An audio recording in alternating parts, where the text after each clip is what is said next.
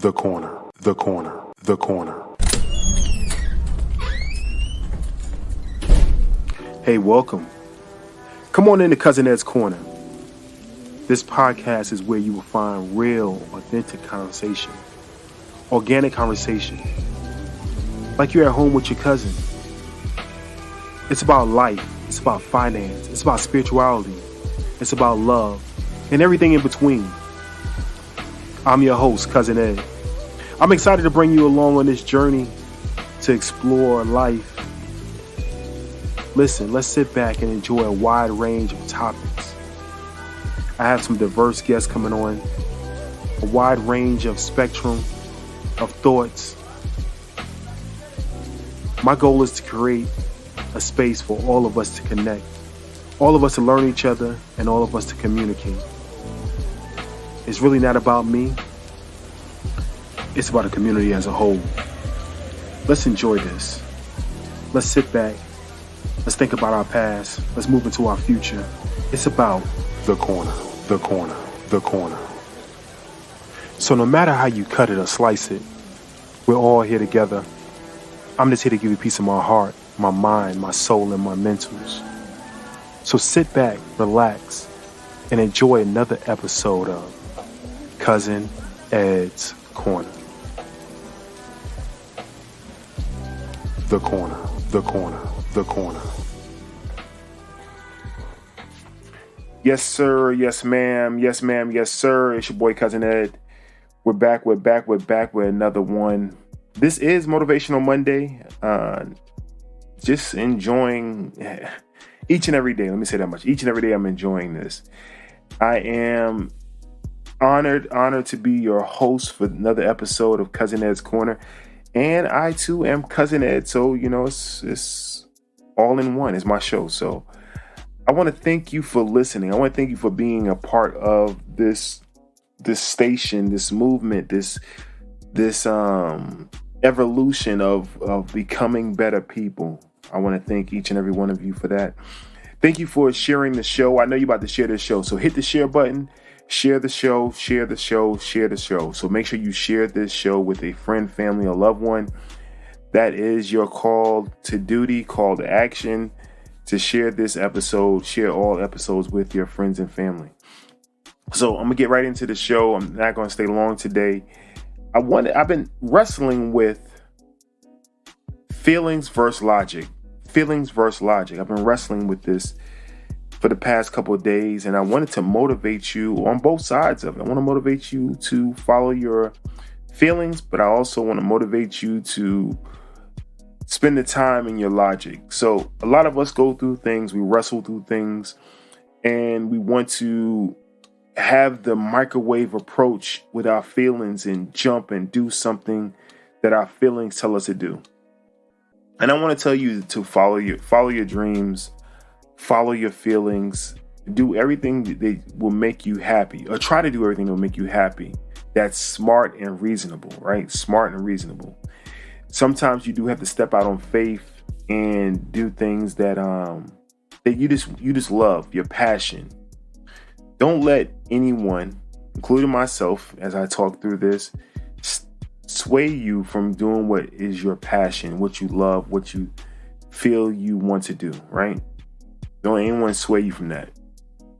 But I want to also be that reasonable person on your shoulder.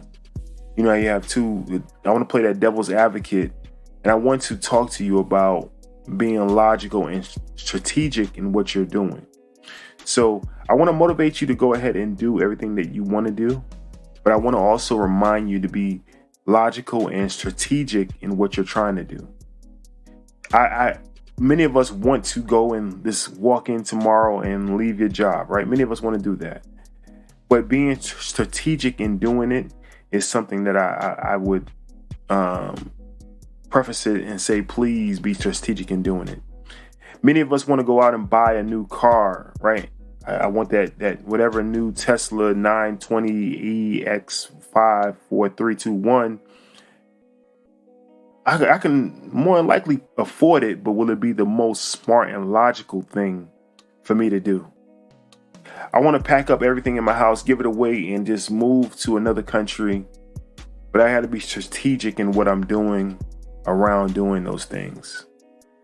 There's so many things that I can go into and give examples about, as far as relationships, as far as just even sometimes leaving your church. Like, I don't like this church, but I want to be strategic in going to finding me another church and make sure I'm spiritually fulfilled in that. Making sure that we're strategic. I can't even say the word this morning. Strategic in our thoughts, making sure we're thinking things out. Sometimes you have to humble ourselves before our feelings, right? Humble ourselves before our feelings. I don't want to deal with this person anymore.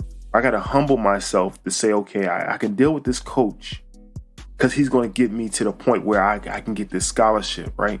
This man is yelling at me and I don't want to even deal with him. I want to walk away. I don't even want to come to practice anymore. But guess what? I got to play on this team to get to the point of getting another scholarship. There's several examples I can give throughout my life where I had to humble myself and be strategic. I can't say the word. I don't know why. In what I was planning. I want you to think about the things that you have going on in your life and think about how you're going to plan for your exit, plan for your entry, plan for whatever it is and what you're trying to do. I want to motivate you to say that, yes, step out on faith also, knowing that you can make it, knowing that he has you. I'll give you a story for myself. So I'm not only talking to you, I'm talking to myself, right? So I was leaving AT&T. I'll say the company I work for. I was leaving AT&T and I said, well, I'm not going to get a job right now. I'm going to go and I'm going to go into real estate and I'm going to do X, Y, Z, right? Luckily, I had enough resources to sustain my lifestyle, my living for the time. It was somewhat, a pinch, but I planned for it before saying I was going to go and get another job. Planning is one thing. It allows you to be capable of doing the things you want to do. So my feelings, if I wasn't planning for this, my feelings would have had me like, oh, I'm going to go do X, Y, Z. But I would have been further behind if I didn't plan for it. So that's just one example for me. And there's so many more where I can say where my feelings were leading the way, right? And, let me talk about this. Rage is a feeling, right? Rage is definitely a feeling. But sometimes you have to hold your rage before reacting. So I wanted to go and hurt somebody so bad, but I had to be strategic behind doing it. That's a whole nother story. But you have to think about how you're going to do things. This is not to motivate you to hurt anybody. I'm not saying that. But a lot of people get in trouble for not being strategic in what they're planning. That's even in war times. I can't say this word. Maybe this show is not meant for me to get out. But being strategic in what you're planning. So when what's the story of Troy when they went over there with the Trojan horse and everything? Like they were planning this. They could have ran up to the gates and bang and try to get in, but it was better to plan how they were going to enter the palace, or enter the town, wherever it was. But I'm gonna end on that because I'm struggling with the word strategic. But not only that, I don't want to get too personal to people and have you feel that I'm trying to persuade you not to do what you want to do. I want to persuade you and say, let's go into it. Let's plan this out. Have somebody who my dad has always been that person. My dad has always been that person who says, and I thought of it as a negative side of it, right? But he's always been that one who wants me to see the other side of it and making sure I'm planning properly. So let's have someone in your corner you trust that you can go to and say, am I thinking about everything before doing it? So it's your boy Cousin Ed.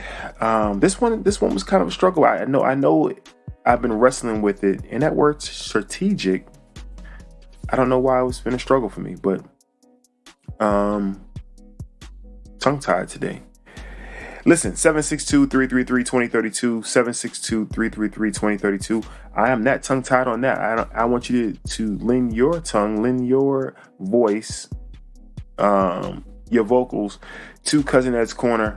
Please be sure to leave a voicemail by going to cousinedscorner.com. Across the top of the page, leave a voicemail for Cousin Ed's Corner, the show. Also, you can leave a text at that number I gave you, 762-333-2032.